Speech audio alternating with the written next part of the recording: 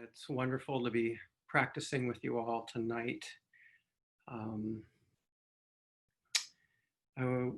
Quisiera saludar en especial a toda la gente de la Sangha de Bolivia. Veo también a gente en Brasil, en España. Bienvenidos. Muy lindo contar con su presencia esta noche.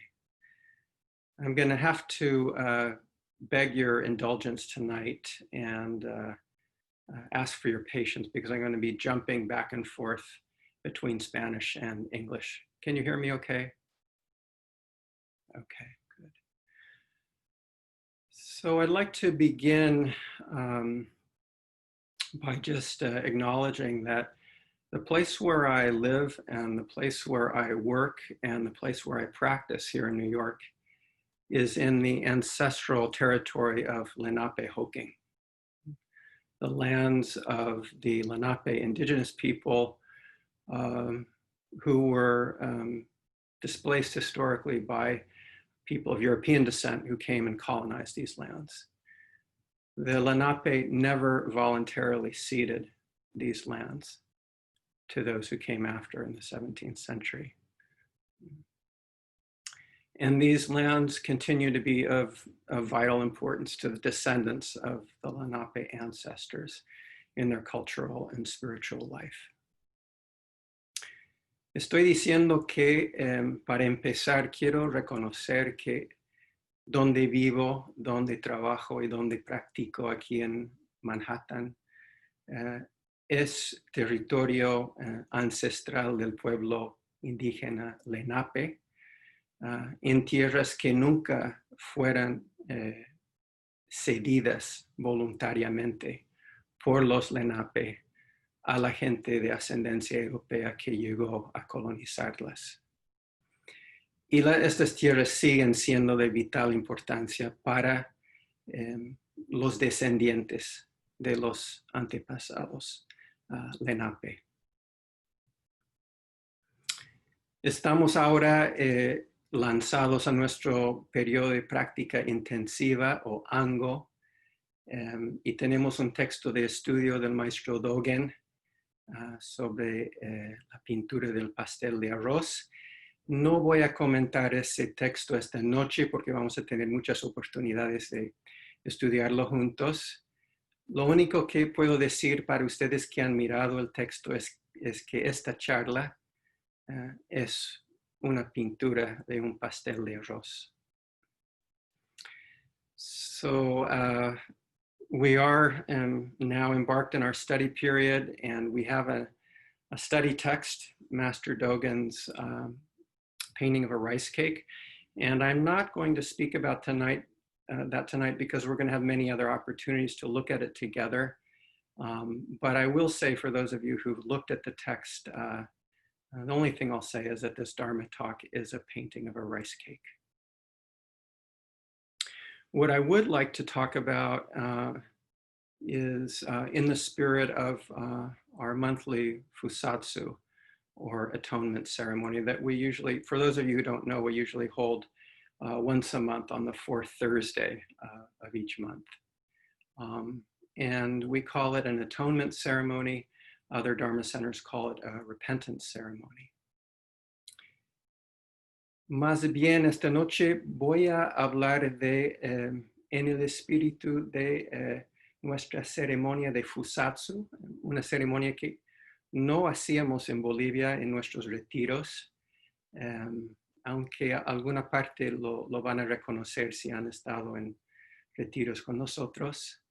Es una ceremonia que hacemos una vez al mes, el cuarto jueves, que es una ceremonia de purificación. En algunos lugares lo llaman una ceremonia de arrepentimiento y en Nueva York lo llamamos una ceremonia de atonement, que es una palabra que combina las ideas de estar uno con. Entonces es una ceremonia de estar uno ¿con qué? Con todas las cosas. So atonement is a term that we use in Village Zendo, adopted from the the translator of the King James Bible in the 16th century, who came up with it as a compound, invented word meaning to atone, to be one, to be at one with. And our ceremony is to be at one with all of the causes and effects and karma that make up our world. So other places call it a repentance ceremony. And I think that sometimes when we are, we've been formed within a Christian culture, we have a series of associations with what repentance means. And sometimes it may have the association of a kind of acknowledgement of sin, a sense of shame perhaps, or guilt over one's sins, and perhaps something that requires a kind of punishment. But that's not the spirit of our atonement ceremony. It's not done in a spirit of sense of guilt or a need for punishment, but as I said before, a recognition of the fact that we are not separate from all that is. Entonces, la idea de arrepentimiento, si estamos formados en una cultura cristiana, puede ser protestante como los puritanos que llegaron a Estados Unidos, o bueno, Norteamérica en el siglo XVII, la cultura católica. A veces se piensa que implica, digamos, una cierta culpabilidad por la comisión de pecados, conlleva un sentido de vergüenza y quizás la idea de que se merece un castigo.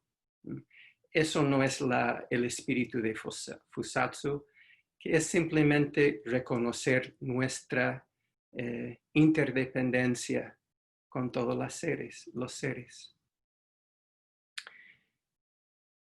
Creo que se expresa muy bien el sentido de Fusatsu el verso de purificación que cantamos. Algunos lo van a reconocer. En castellano decimos, todo el mal karma cometido por mí desde siempre,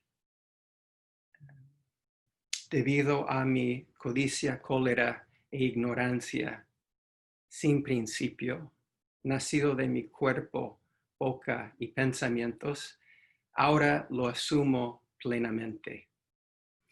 I think the spirit of Fusatsu is captured very neatly by our verse of atonement, which a few of you may not know, so I'll repeat it.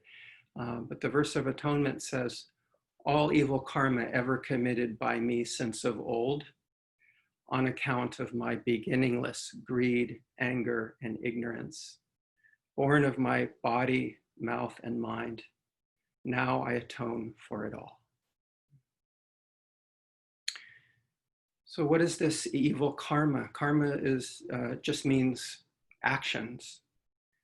And we can think of evil as meaning actions that are harmful, that cause suffering.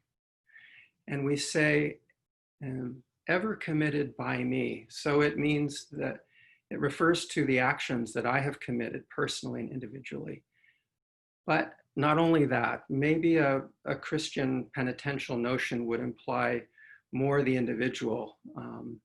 But our atonement ceremony also recognizes a broader collective identity and selfhood.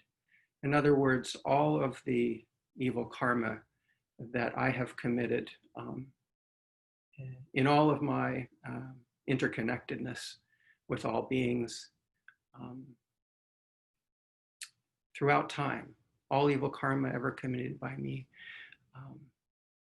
since of old, meaning with no limit on the time, throughout all the past, all the present, and all the future. There's a very broad sense of our interdependency here. La primera línea, entonces, se refiere al karma, que quiere decir las acciones mal karma puede ser acciones que han causado daño o sufrimiento, cometidos por mí en un sentido personal e individual, pero también en un sentido más amplio, no solamente en un sentido quizás individual, que quizás prevalece en la cultura penitencial cristiana, pero también en todo mi ser más amplio, el ser colectivo, mi ser que me vincula con todos los seres en todo el tiempo. Y por eso dice desde siempre, porque no hay límite al tiempo aquí. La segunda línea dice,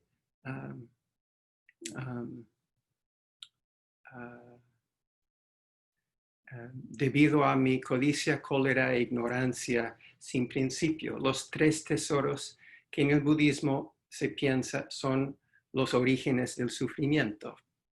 Y otra vez, sin principios quiere decir que no tiene límite en el tiempo. Este karma es pasado, presente y futuro. So the second line refers to the three poisons that in Buddhism are thought to be the cause of suffering: greed, anger, and ignorance. And again, beginningless, because it is beyond my own limited lifetime.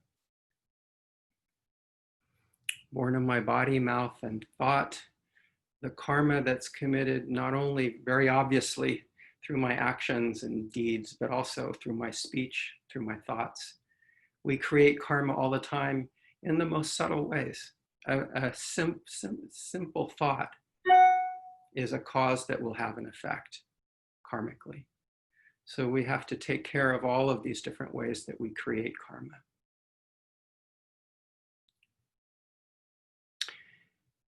La tercera línea se refiere a las diferentes formas de crear el karma a través de nuestros actos físicos, nuestros dichos y nuestros pensamientos. Incluso los niveles más sutiles de crear karma a través de la mente. Por pequeño que sea, cualquier pensamiento tiene un efecto kármico. Y finalmente, ahora lo asumo plenamente. Quiere decir, en este mismo momento de reconocimiento, reconozco y me responsabilizo por todo ese karma. The last line, now I atone for it. Now I atone for it all. Okay. So I take responsibility for it, and I recognize my involvement in all of that endless chain of cause and effects and the suffering that it has brought. So I think that the land acknowledgement that I made at the start of the talk tonight is actually very close to a fusatsu ceremony. The land acknowledgement is a kind of ritual speech act also, but very much in the same spirit. It's recognizing that even though I wasn't born in the 17th century, I am not separate from the dispossession of native peoples that occurred then and that has continued since. El reconocimiento de la tierra con el cual empecé esta noche, me parece que es un acto que se suele hacer aquí en Norteamérica, pero es muy en el espíritu del Fusatsu, me parece, porque no dice, este acto fue cometido siglos atrás, no me atañe a mí. Más bien reconoce que sí, ha condicionado toda mi existencia. Y quiero proponer ahora un otro tipo de reconocimiento que yo llamaría un reconocimiento del trabajo. I'd like to propose tonight another kind of recognition act, which would be, I would call it a labor recognition. a recognition that all of my life is constructed out of an infinite number of acts and processes of human labor.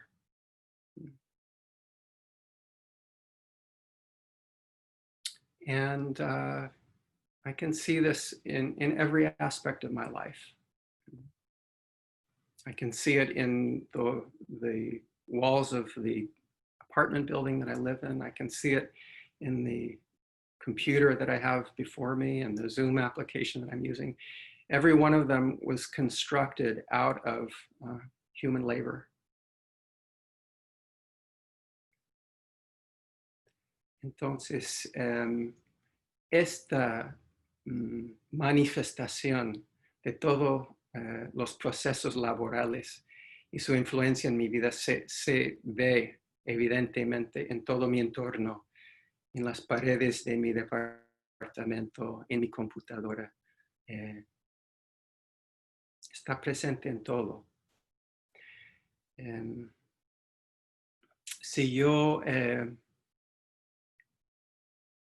me sirvo un sorbo de agua,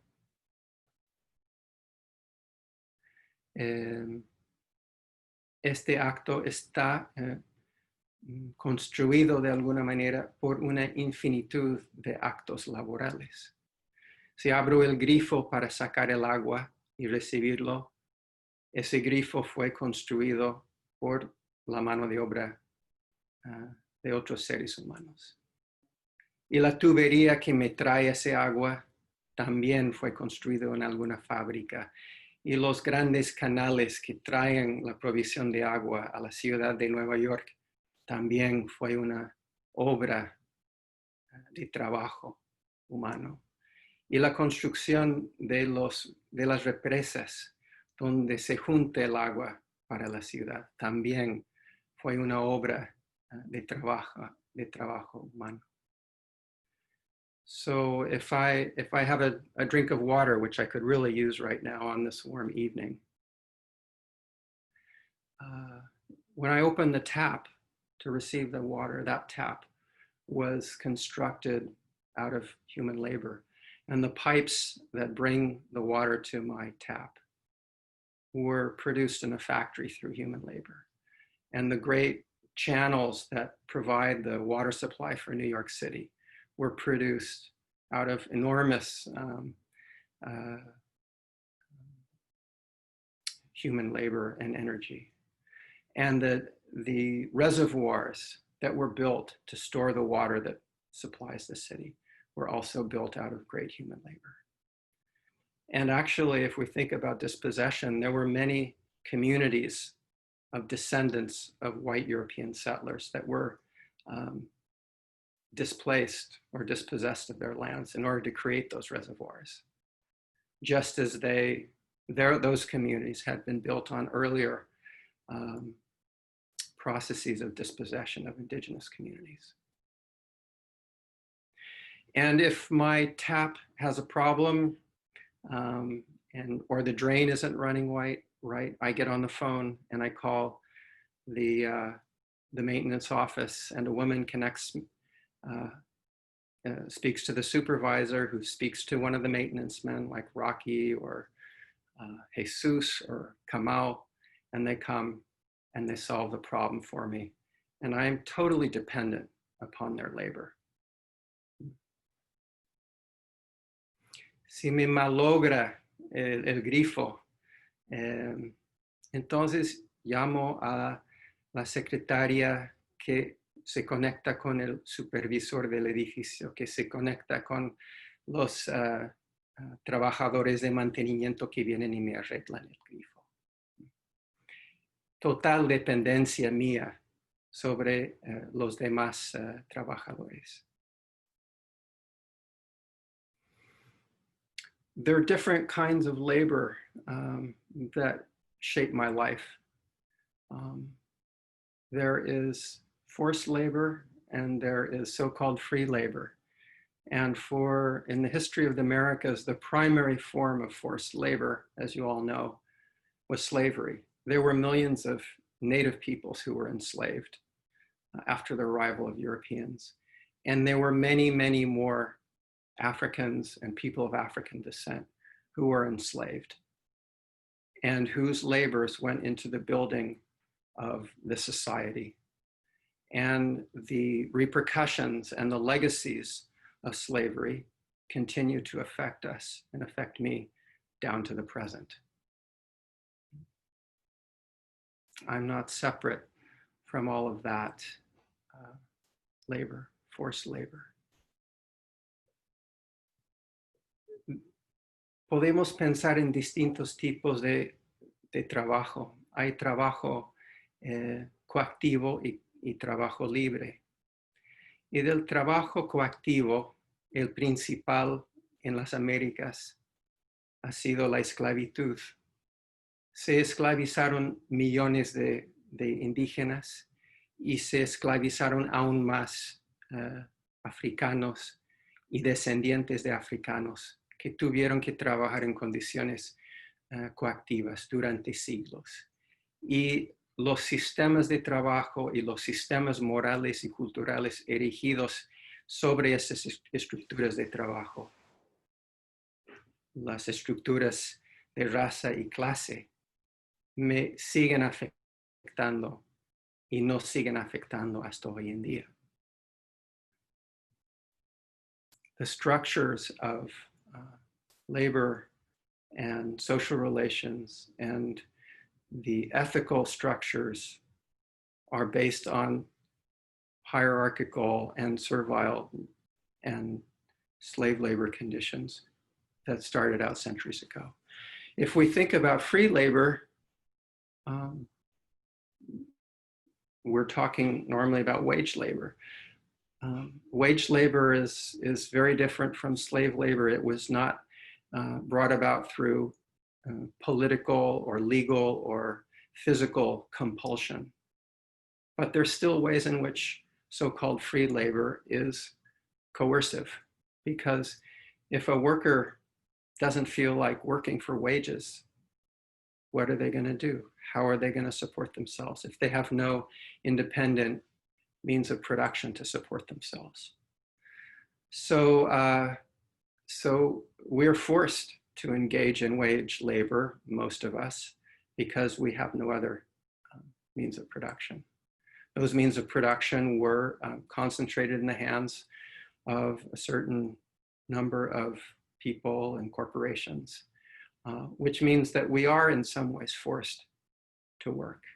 And all of that so-called free labor, including all of its coercive elements, is also shapes my life fundamentally. El trabajo libre que decimos por el trabajo asalariado no es del todo libre. ¿Por qué? Porque aunque no se hace con compulsión política, legal o física, violencia, aún así estamos obligados a trabajar para un sueldo porque no tenemos otros recursos de qué vivir y de qué sobrevivir. Entonces hay un elemento de compulsión económica incluso en el trabajo libre. Y entonces el trabajo libre, con toda su coacción, también define mi propia existencia. Todo esto puede parecerles un speech socialista o marxista o qué sé yo, pero en realidad creo que es muy del Zen, muy del Zen. In spite of this might sound like a kind of political speech here, but I think it's actually very close to the heart of Zen. When we have meals together on retreat, which we're not able to do now, or at Zazen Kai, we have our meals together in a ritual way, and we chant in our Oryoka meal a meal gatha. And the meal gatha says, this food comes from the efforts of all sentient beings, past and present. And we say 72 labors brought us this food. We should know how it comes to us. And ustedes que han hecho un retiro con nosotros en Bolivia, conocen el canto que recitamos durante las comidas, que dice: esta comida proviene de los esfuerzos de todos los seres, pasados y presentes. 72 labores nos aporta esta comida. Debemos saber cómo nos llegó. ¿Y cómo es que nos llegó?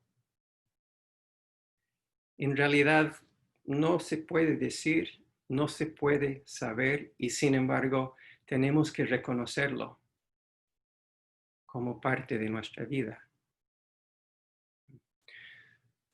Entonces, estos 72 labores se refieren a todos los cargos de servicio en el monasterio Zen tradicional, es decir, todos los trabajos realizados dentro de la comunidad. Todo ello en conjunto permite el sustento de la comunidad. Eso es lo que hay que reconocer. So those 72 laborers refer to all of the different service positions within a monastery, a Zen monastery traditionally. It refers to all of the labors that are performed to support the community and to sustain the community. And that's what we have to recognize. We should know how it comes to us, even though it's not possible actually to say how it comes to us. It's not possible to know how it comes to us, and yet we have to acknowledge this as shaping our existence.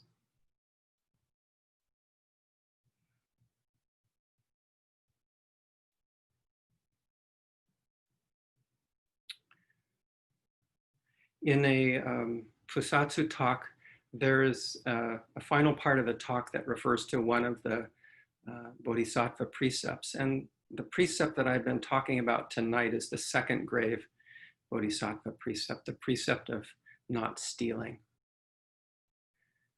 En una ceremonia de Fusatsu hay una parte al final donde se habla de uno de los preceptos. Y el precepto del cual les estoy hablando esta noche es el segundo precepto grave, que es el precepto de no robar.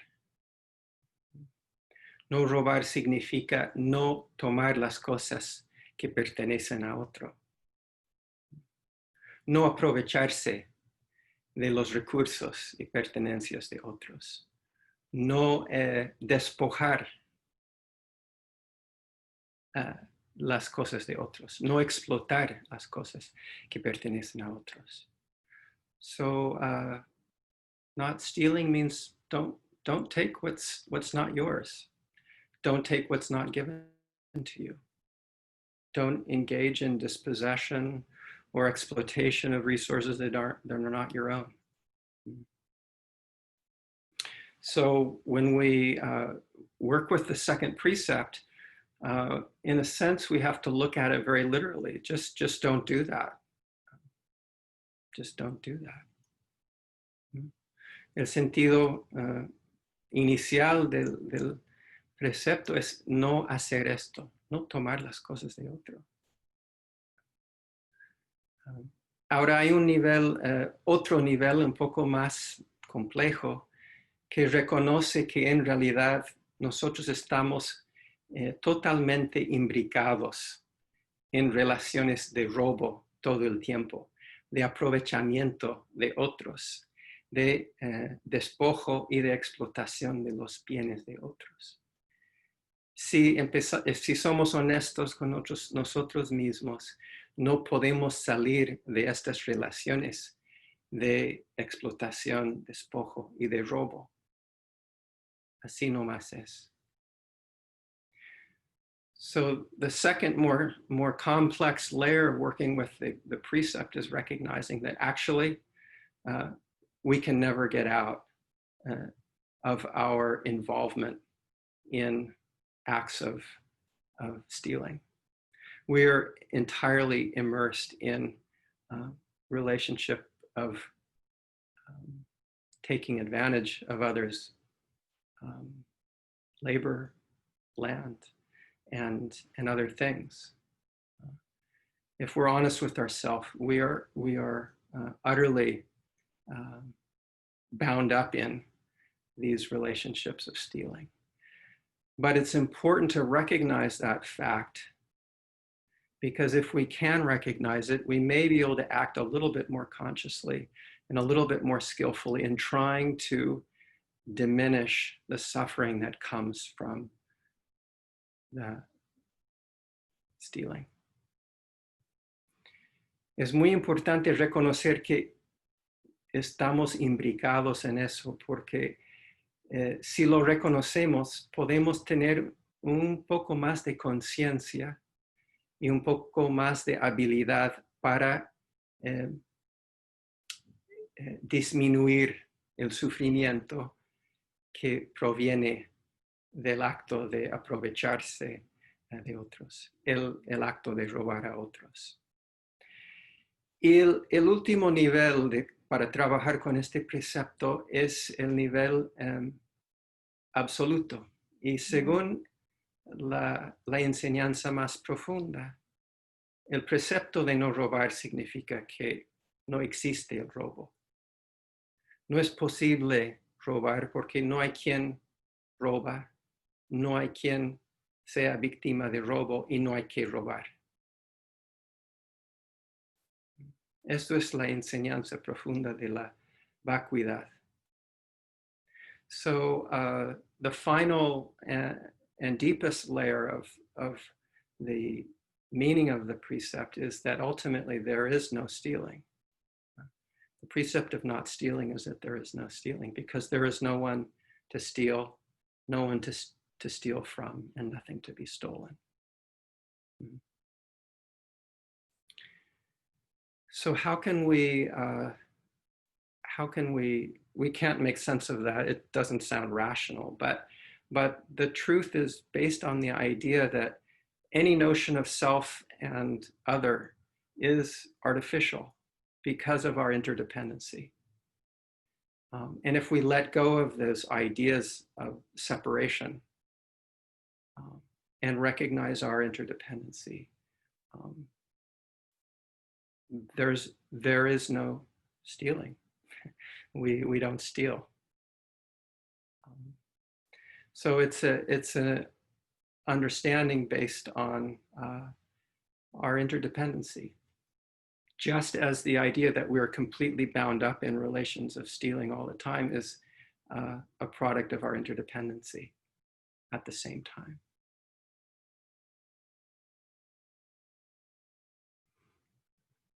La idea de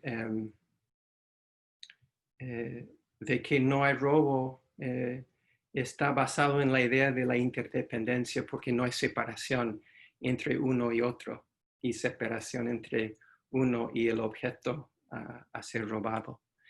Y los maestros antiguos han expresado esto de unas formas muy elocuentes. Bodhidharma dijo: en el reino del Dharma inalcanzable, no tener ideas de obtención o ganancia se llama el precepto de no robar. Y Dogen dice: el ser y las cosas del mundo son tal como son.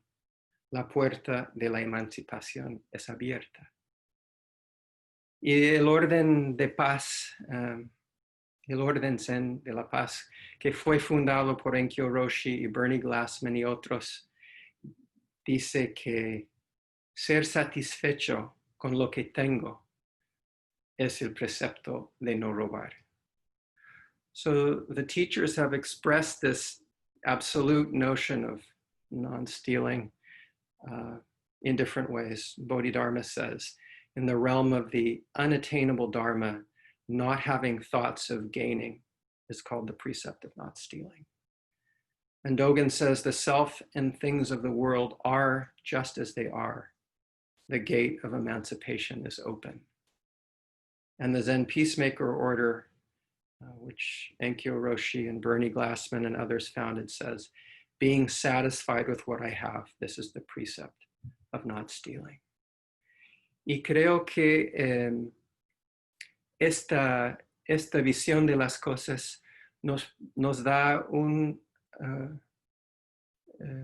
nos puede dar una experiencia de libertad transformadora.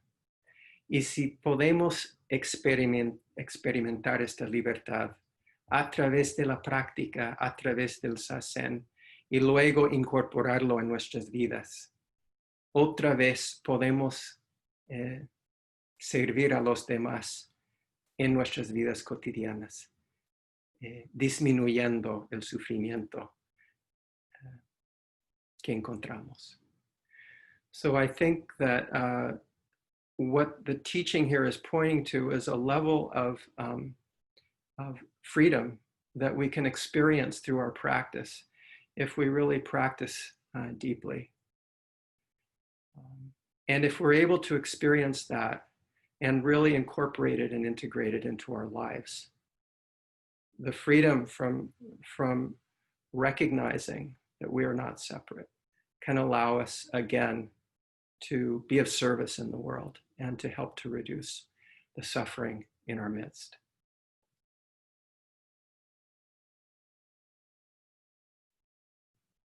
So how can we manifest the fact that we are totally bound up with relations of stealing and dispossession and exploitation? There are many ways to do it. From sipping a bit of water to going out in the streets. And how can we manifest the fact that we are not separate and that there is in fact no stealing at all? There are many ways to manifest it, from taking a sip of water to going out in the streets.